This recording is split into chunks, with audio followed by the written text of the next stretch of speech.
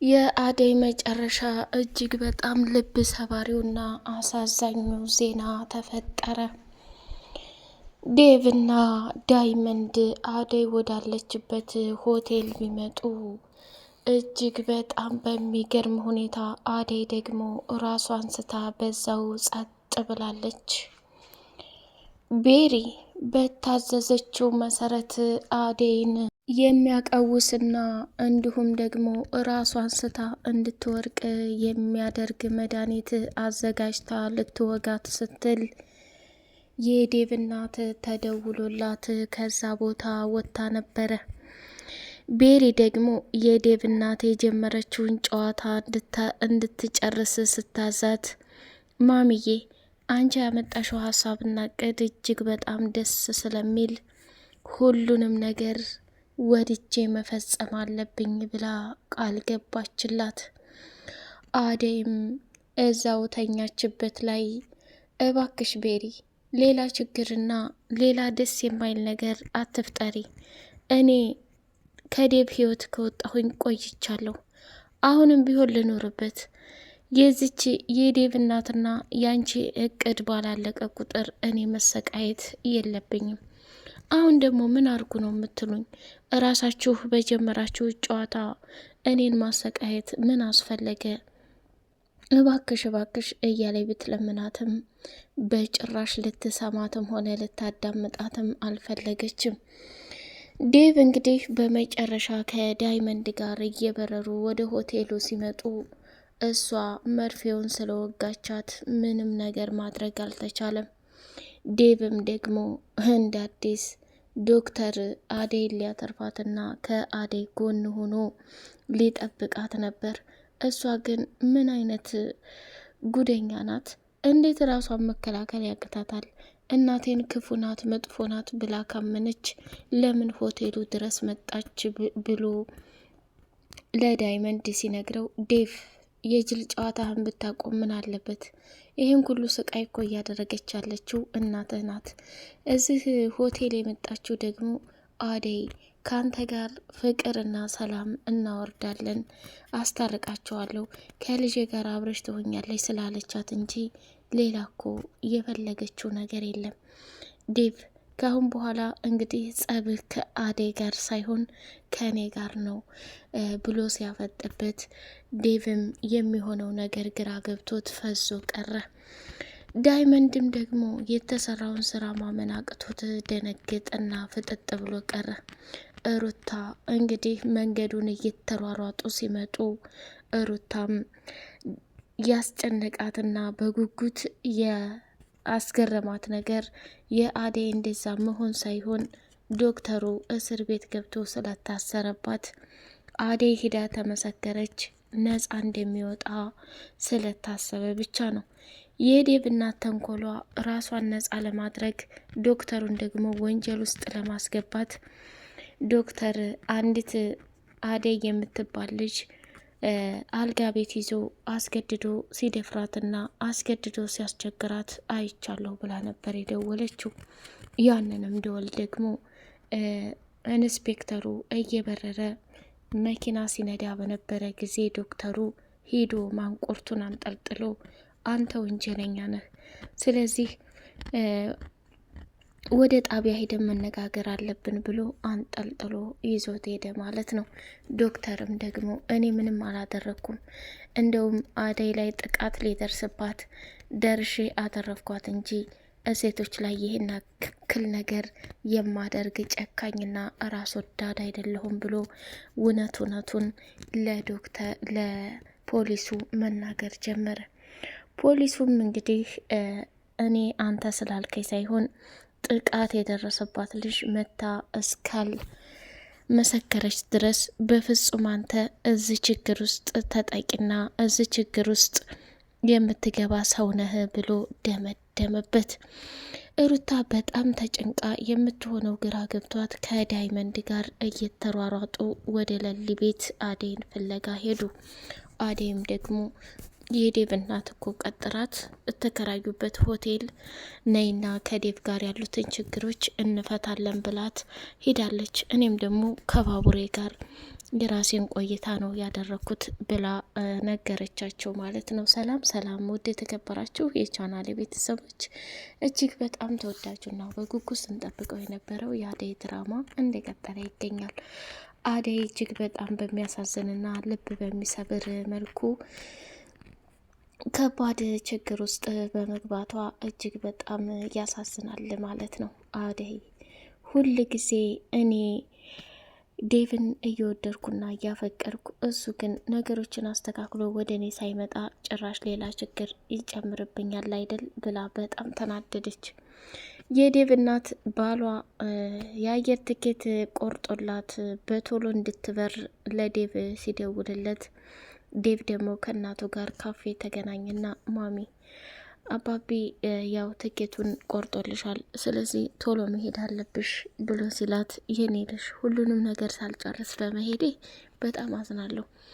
ሲቀጥል ደግሞ አንተም ቶሎ ቶሎ ብላችሁ ከቤሪ ጋር ጉዳያችሁን ጨርሳችሁ ወደ ሀገራችሁ እንድትመጡ ፈልጋለሁኝ፣ ካልሆነ ተመልሼ መምጣት የማይቀርም። አይ አባዬ አንቺ ከሌለሽ ድርጅቱ ከባድ ችግር ውስጥ ይገባል ብሎሻል፣ ስለዚህ መሄድ አለብሽ።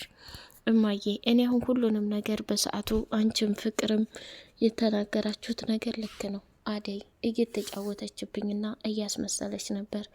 ጭራሽ ክፍተት እየፈጠረች ከዶክተሩ ጋር እንደዛ አይነት መማገጥ አስቤውም ፈልጌውም አላቅም፣ ግን በጣም ያሳዝናል እያለች ስላዘነችና ልቧ ስለተሰበረ እንደዛ መስሏት አምኖ እንዲቀበል አደረገች። አዎ የኔ ልጅ ለአንተ የምትመጥንህ ቤሪ ብቻና ብቻ ናት። ስለዚህ ከዛች ከልጅ በምንም አይነት ሁኔታ አብረህ እንድትሆን አልፈልግም ብላ 4 ነጥብ ደመደመችና እንግዲህ ወደ ቦሌ ሄዶ እናቱን ከሸኛት በኋላ ዴቭም ተመልሶ ሲመጣ ዳይመንድ ሲደውልለት ወደ አደይ ዘንድ ሩጫቸውን አደረጉ። ቤዛ ሰተት ብላ ወደ ፍቅር እናት ቤት መጣችና ቤዛ ቆይታሽ እንዴት ነበር? አሁንስ ካለሽበት ችግሮችና ካለሽበት ነገሮች ታርመሻል? እኔ ምለው የሰው ልጅ እስር ቤት ሲገባ ታርሞ ተስተካክሎ ይመጣል። አንቺ ግን እየባሰብሽ ነው የምትመጪው። አሁን ለሊን ደግሞ የገዛ ቤቷን የኔ ነው ብለሽ ማስፈራራቱ ምን አስፈለገ? ከዚህ በፊት ያንን ሁሉ መድኃኒት አጠጥተሽ በሽተኛ አድርገሽ እንድትስት አደረግሻት።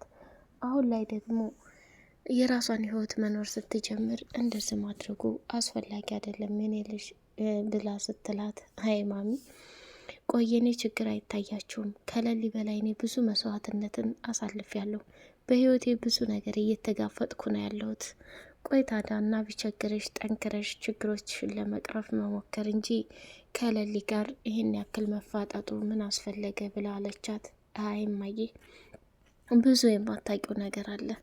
እኔ በጭራሽ አንቺ እንደምታስቢው ክፋትና መጥፎ ልቤ ውስጥ ላይ የለም። ግን የተጋነነበት ሰው እድሜ ልኩን ሲጋነንበት ይኖራል ብላ አለች። ወይኔ ቤዛ ቆይ ምን እያደረግሽ ነው እያለች ስትላት ፍቅር አንገቷን እቅፍ አደረገችና ወንድሜን እያስቸገርሽውና እያሰቃየሽ መሆኑን ልነግራት አለቻት። በጭራሽ ቤዛ አታደርጊውም ብላ ስታፈጥባት፣ ቆይ ምንድን ነው የምትሾካሸኩት? ምንድን ነው የምታወሩት? ብላ ስታፋጥጣቸው፣ አረ ምንም የለም አየ እንዲሁ ዝም ብለን ነው እያወራን ያለ ነው አለቻት። አይደል እንደዛ ከሆነማ በጣም ይገርማል። ፍቅር የት ነበርሽ? እማዬ ከሩታ ጋር እዚሁ ነበርኩኝ ብላ ደመደመች። አሹም እንግዲህ ከቤዛ ጋራ እጅጉን በጣም ተፋጠጠና አንቺ ሰላቢ ሌባ እዚህ ቤት ስትገቢ ስትወጪ እትዬን ማስፈቅደሽ ስትወጪም ደግሞ ተፈተሽሽ መሆን አለበት አለና ከሮማን ጋር ቤዛን ፍተሻ ጀመሩ። እሷም ደግሞ አንተም እንዲሁም ደግሞ ሮማንም መቼም የማትሰለጥኑ ገገማ ናችሁ ብላ ድርቅ አለች። ቅምጥል እንግዲህ ኪንጎን ከሌላ ሰው ጋር እያወራ ስታገኘው አበደችና ስም አንተ ምንድነው አላማና እቅድህ? እኔን ሚስትህን አስቀምጠ ሰሞኑን ያመጣው ባህሪ ስልክ ለብቻ ታወራለህ። ከዳይመንድ ጋር ምን አስባችሁ ነው? ምን እያደረጋችሁ ነው? ብላ ስትጠይቀው በጭራሽ ቅምጥል እኔን እንደዛ እንድታስቢኝ አልፈልግም። እኔ ምንም ነገር ያደረግኩት ነገር የለም። የተደወለው የስራ ስልክ ነው። አወራሁ በቃ። ግን አንቺ ሁሌ የማታምንኝና የማትረጂ ለምንድን ነው ብሎ ሲያፋጥጣት እኔ እንዳንተ የማምነውና የማወደው የለም ኪንጎ፣ ግን ነገረ ስራ በጭራሽ ሊመቸኝ አልቻለም ብላ ተቆጣችው ማለት ነው። ባቡሬም ስማ ኪንጎ፣ አንድና ብቸኛ እህቴን በምንም አይነት ሁኔታ ችግር ብታደርስባት የምለቅህ እንዳይመስልህ ብሎ ሲለው፣ ቆይ አንቺ ትንሹንም ትልቁንም ለባቡሬ እየተናገርሽ ባቡሬ መጥቶ እኔን ስላስፈራራኝ ያሰብኩትና ያቀድኩትን እቅድ የምተው ይመስልሻል? ብሎ አላት። ዳይመንድ እንግዲህ የዴቭን ፍቅረኛ ቤሪን ፖርሳዋን፣ ስልኳን እንዲሁም ደግሞ ሁለመናዋን ዘርፏት እያለቀሰች መንገድ ላይ ትገኛለች። ኬንጎን አገኘችውና ኬንጎንም ደግሞ እባክህ ፓስፖርቴ፣ ስልኬ፣ ሁሌ ነገር ጠፍቶኛል፣ የምትረዳኝ ከሆነ እርዳኝ አለችና ወደ ዴቭ እንዲደውልላት አዘዘችው። ዴቭ ጋር ደወለችና ቤቢዬ እኔ ስልክና ፖርሳ የተዘርፌ መንገድ ላይ ነው ያለሁት ብላ ስታወራ ኪንጎና ዳይመንድ በርቀት እየተያዩ ሳለ ስም አንተ እሷን ልጅ ካጠገብ ዞር አድርገህ ተቀይስ፣ በጣም ባለጌና ጉደኛ ሴት ናት ብሎ ሲለው እንደ አጋጣሚ ቅምጥልም ስትመጣ ኪንጎ ላደረክልኝ ነገር በሙሉ አመሰግናለሁ ብላ አቅፍ ስታደርገው ቅምጥል አበደችና ማናባሽ ስለሆንሽ ነው የኔን ባል የምታቅፊው ወንድ ላይ ሩጠሽ የምትንጠለጠየው ብላ አንገቷን ይዛ ስታሰቃያት፣ እሷም ምን አይነት ሚስት ናት ያለችህ?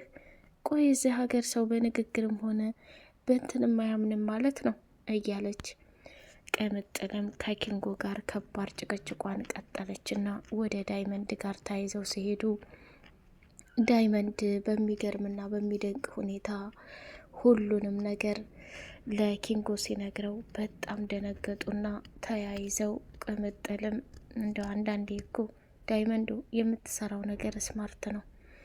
አዎ ያንቺ ባል ኪንጎ ስጦታ ገዝቶልሽ አያውቅም፣ እኔ ልስጥሻለና የቤሪን ፖርሳና ስልክ ሁሉንም ነገር ቅምጥልን አስቀምጪ ብሏት ሄደ።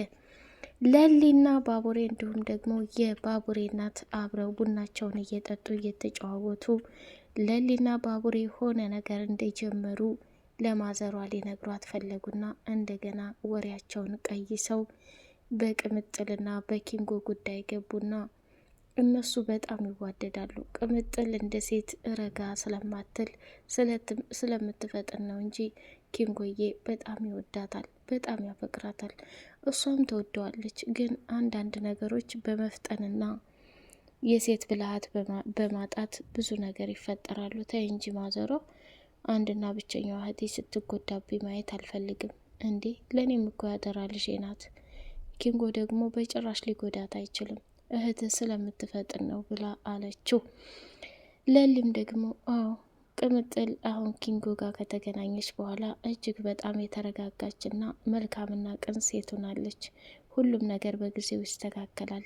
እኛ ሴቶች ደግሞ አንዳንዴ ባህሪያችን በጣም አስቸጋሪ ነው ብላ ደነገጠችና ፍጥጥ ብላ ቀረች። ውድ የተከበራችሁ የቻናሌ ቤተሰቦች ቻናሉን ላይክ፣ ሰብስክራይብ አድርጉ። በቀጣይ ፓርት በጉጉት እስከምንገናኝ ድረስ አሰላሙ አሌይኩም ወራህመቱላሂ ወበረካቱ።